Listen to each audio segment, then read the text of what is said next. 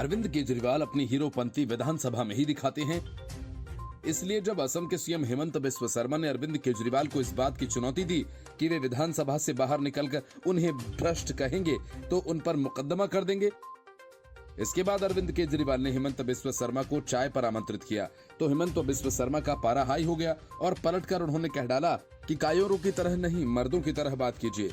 असम दौरे पर आए केजरीवाल ने अपनी स्पीच में कहा था कि वो हेमंत बिस्वा शर्मा को अपने घर चाय और लंच पर बुलाना चाहते हैं। हेमंत बिस्वा शर्मा ने कहा कि उनका हीरोइज्म सिर्फ विधानसभा तक ही सीमित है। बिस्वा शर्मा ने कहा कि अरविंद केजरीवाल ने कहा कि उनकी सरकार ने 12 लाख नौकरियां दी, वह 7 साल में इतनी नौकरियां कैसे दे सकते हैं जब दिल्ली में केवल 1.5 लाख नौकरियों की जगह खाली है। हमारी स्थिति दिल्ली वालों से अच्छी है। उन्होंने मुझे दिल्ली आने का न्योता दिया है, लेकिन मैं कहना चाहूंगा कि दिल्ली में जहां जाना चाहता हूं वहां जाऊंगा, न कि वहां जो जगह उन्होंने मुझे सुझाई है।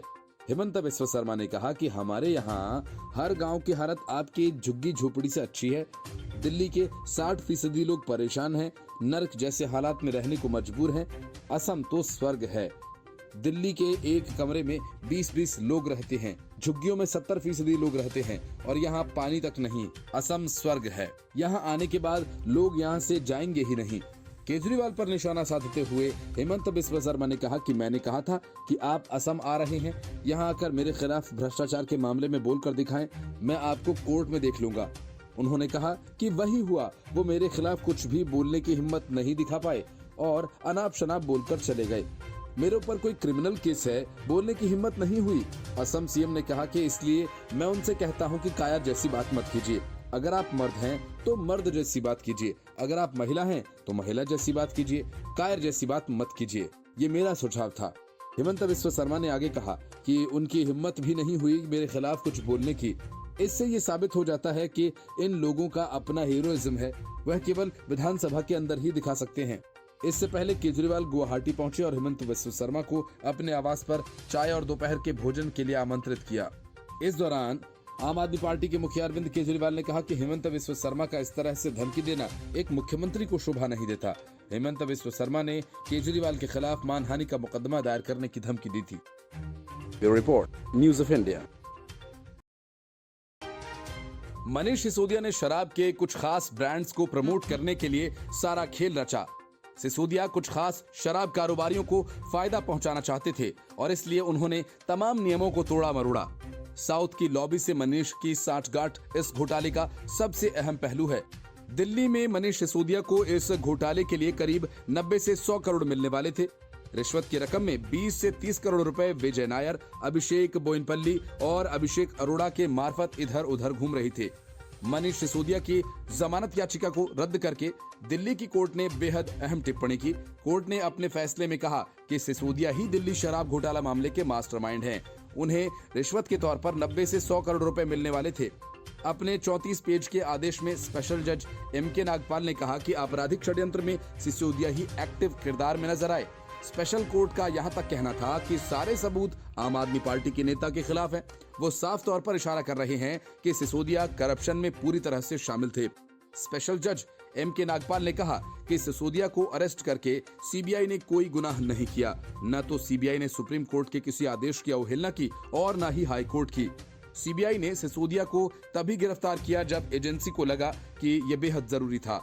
34 पेज के अपने फैसले में स्पेशल कोर्ट ने कहा कि वो सिसोदिया को छोड़ने नहीं जा रही। उसे लगता है कि सिसोदिया को जमानत मिली तो वो बाहर जाकर खेल कर सकते हैं। वो सबूतों के साथ छेड़छाड़ करने के साथ मामलों से जुड़े कई अहम कड़ियों को पूरी तरह से प्रभावित कर सकते हैं।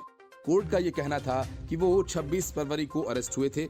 अभी तक सीबीआई ने मामले की जांच पूरी नहीं की है, लिहाजा उन्हें नहीं छोड़ा जा सकता। एम.के. नागपाल ने अपने फैसले में कहा कि दिल्ली का शराब घोटाला बड़े पैमाने पर आम लोगों को प्रभावित करता है। शराब नीति को बनाते समय सिसोदिया ने इस बात का ख्याल नहीं रखा कि ये बहुत सारे लोगों से जुड़ा हुआ है। कोर्ट का कहना था कि ये घोटाला आर्थिक अपराध की श्रेणी में आता है। कोर्ट का ये कहना था कि साउथ की लॉबी को ध्यान में रखकर ये सारा खेल रचा गया। उन्हें फायदा पहुंचाने के लिए नियम तोड़े मरोड़े गए। रिश्वत की रकम में से 20 से 30 करोड़ रुपए विजय नायर, अभिषेक बोयनपल्ली और अभिषेक अरोड़ा की मार्फत इधर उधर घूम रहे थे।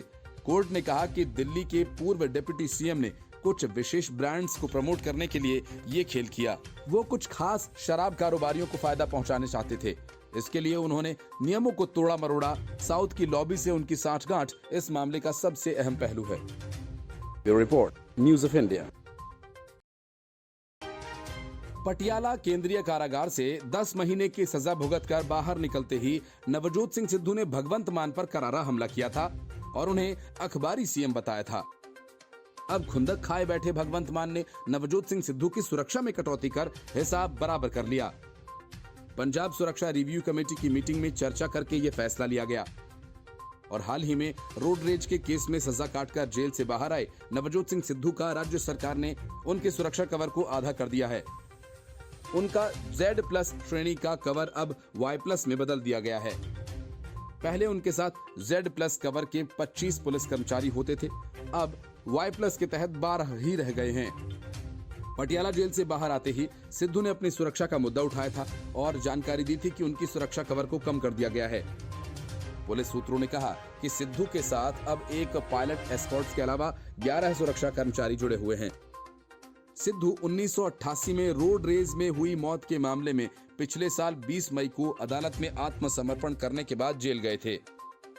आम आदमी पार्टी के एक वरिष्ठ नेता ने बताया, सिद्धू सांसद या विधायक नहीं है और यहां तक कि पीसीसी के प्रमुख भी नहीं है और सुरक्षा केवल खतरे की आशंका के अनुसार प्रदान की जाएगी, न कि सिद्धू की इच्छा के अनुसार। हालांकि सरकार या राज्य पुलिस के सुरक्षा विंग की ओर से इसे लेकर कोई औपचारिक आदेश नहीं आया है। सिद्धू के पास अब आधी सुरक्षा बची है। Bureau report, news of India. Congress शासनकाल में हुए घोटालों पर आधारित कांग्रेस फाइल्स का दूसरा एपिसोड बीजेपी ने जारी कर दिया है। इस एपिसोड में विस्तार से बताया गया कि कैसे प्रियंका वाड्रा ने यस बैंक के तत्कालीन चेयरमैन राणा कपूर पर दबाव डालकर 2 करोड़ रुपए की पेंटिंग खरीदने को मजबूर किया। हिंडनबर्ग अडानी मुद्दे को लेकर प्रधानमंत्री नरेंद्र मोदी को घेरने की कोशिश कर रही कांग्रेस पर भाजपा ने भ्रष्टाचार को लेकर करारा हमला बोला है।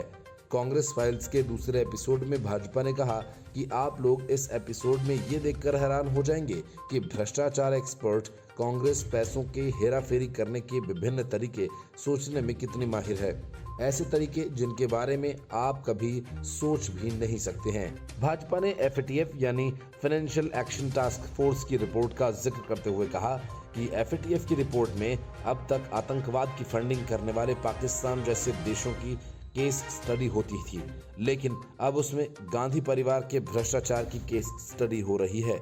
और इसी से जुड़ा है यस बैंक के को-फाउंडर राणा कपूर का बयान जो उन्होंने ईडी को दिया। राणा कपूर ने ईडी के सामने खुलासा किया कि उन्हें प्रियंका गांधी वाड्रा ने FM हुसैन की बनाई हुई एक पेंटिंग खरीदने के लिए मजबूर किया। इस पेंटिंग की कीमत 2 करोड़ रुपए थी। इन रुपयों को सोनिया गांधी के इलाज पर खर्च किया गया। ईडी की चार्जशीट के मुताबिक राणा कपूर का ये भी कहना है कि तत्कालीन पेट्रोलियम मंत्री मुरली देवड़ा ने राणा कपूर से ये भी कहा था कि अगर उन्होंने पेंटिंग खरीदने से मना किया तो गांधी परिवार के साथ उनके रिश्ते खराब हो जाएंगे। ईडी की चार्जशीट में राणा कपूर ने यह भी कहा कि उन्होंने 2 करोड़ रुपए का भुगतान प्रियंका गांधी वाड्रा को चेक से किया था। 1 मई 2010 को मुरली देवड़ा के बेटे मिलिंद देवड़ा ने राणा कपूर को एक पत्र लिखा था जिसके माध्यम से राणा कपूर पर दबाव बनाया गया कि वे पेंटिंग को खरीदने के लिए प्रियंका गांधी वाड्रा को पत्र लिखें। इसके अलावा कई और मैसेजेस भेजने के लिए दबाव बनाया गया जिनमें ये साफ देखा जा सकता है कि मिलिंद देवड़ा इस पेंटिंग को खरीदने के लिए लगातार दबाव बना रहे थे। भाजपा ने कहा कि इतना ही नहीं, इस पेंटिंग के नाम पर पैसों की उगाही करने के लिए गांधी परिवार की तरफ से अहमद पटेल ने पद्म भूषण देने का वादा भी कर दिया। बेहद शर्म की बात है। क्या कांग्रेस इस प्रश्न का जवाब दे सकती है कि कितने राष्ट्रीय सम्मानों को कांग्रेस ने पैसों से तौला है? कांग्रेस के पास इसका कोई जवाब नहीं है।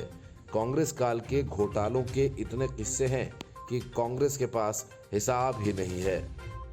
Bureau report, news of India.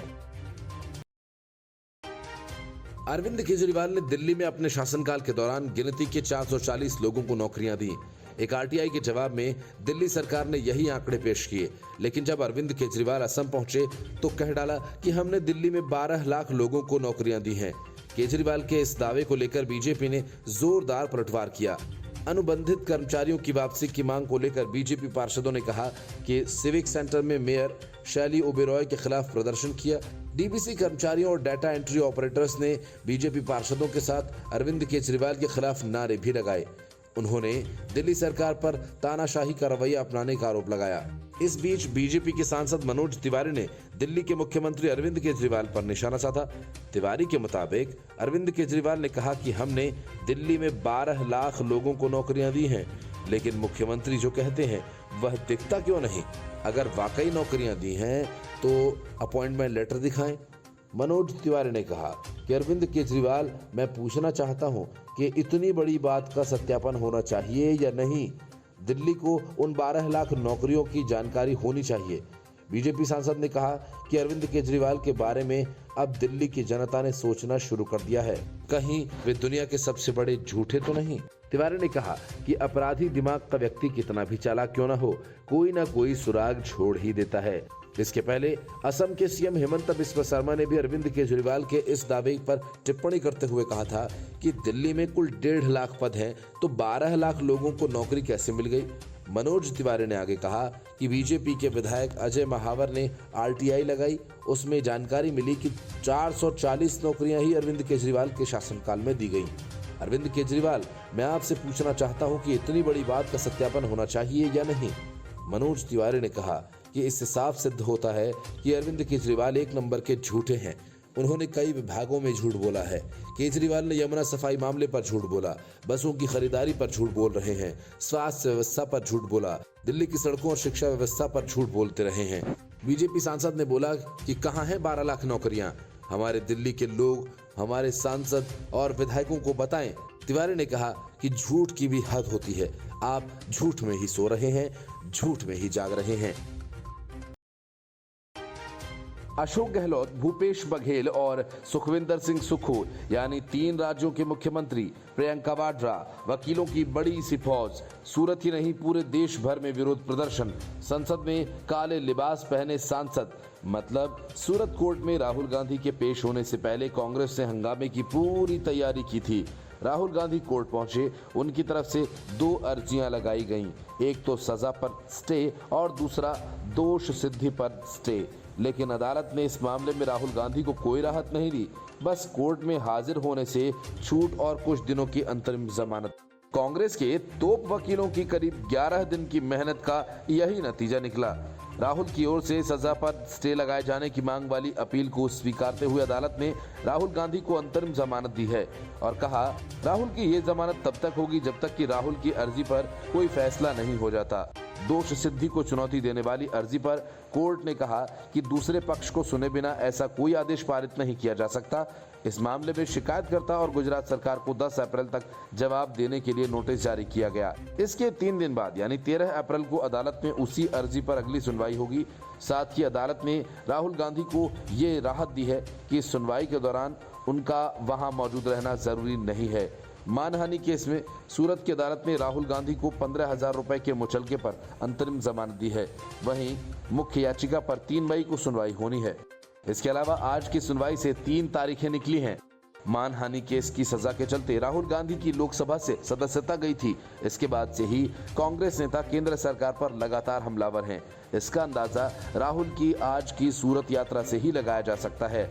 अदालत के फैसले का मतलब यही है कि इसका प्रभावी अर्थ ये है कि जब उनकी अयोग्यता की बात आती है तो उनके लिए कोई राहत नहीं है। अदालत ने सिर्फ उन्हें तब तक के लिए जमानत दी है जब तक उनकी ओर से दायर की गई याचिकाओं पर कोई फैसला नहीं आ जाता। ऐसे में उनका सवाल अब भी बरकरार है, राहुल गांधी की लोकसभा सदस्यता फिर से बहाल कैसे होगी? इस सवाल के जवाब में वरिष्ठ वकील और सुप्रीम कोर्ट बार एसोसिएशन के अध्यक्ष विकास सिंह कहते हैं कि राहुल गांधी को अदालत का रुख करना होगा और सजा को सस्पेंड करने और दोष सिद्धि पर रोक की गुहार करनी होगी। अगर ऊपरी अदालत से उनके पक्ष में इन याचिकाओं पर फैसला सुना दिया तभी वे अपनी लोकसभा की सदस्यता की बहाली की उम्मीद कर सकते हैं। लेकिन सुनवाई में अदालत ने कोई प्रभावी फैसला नहीं सुनाया है। बस राहुल गांधी को अंतरिम जमानत दी गई है और मामले की सुनवाई को टाल दिया गया है। मोदी सरनेम वाले मामले में 23 मार्च को सूरत की एक कोर्ट ने राहुल गांधी को दोषी माना था और 2 साल की सजा सुनाई थी। सजा सुनाए जाने के अगले दिन ही राहुल गांधी की लोकसभा सदस्यता भी रद्द हो गई थी। कोर्ट ने इस फैसले के खिलाफ अपील करने के लिए राहुल गांधी को 30 दिन का समय दिया था। Bureau report, news of India.